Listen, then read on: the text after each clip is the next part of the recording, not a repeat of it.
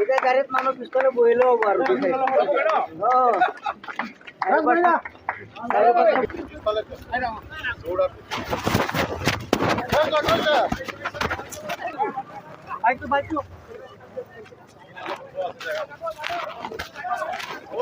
মোৰ নাম ৰঞ্জন চৰকাৰ হয়।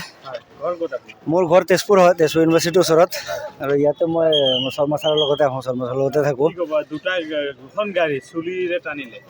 টানাটো মই টানিছোঁ, তো মই কি ৰাইজেহে ক'ব ভাল হ'ল নে বেয়া হ'ল। মোৰটোতো মোৰ কাৰণে ভালেই আৰু যিটো কৰিছোঁ। মানে প্ৰথমতে এটা টানিলোঁ, ভৰিলোঁ, পিছত এতিয়া দুটা। নেক্সট মই ট্ৰেভেলাৰটো টানিম বুলি মানে প্ৰেক্টিছটো কৰি আছোঁ।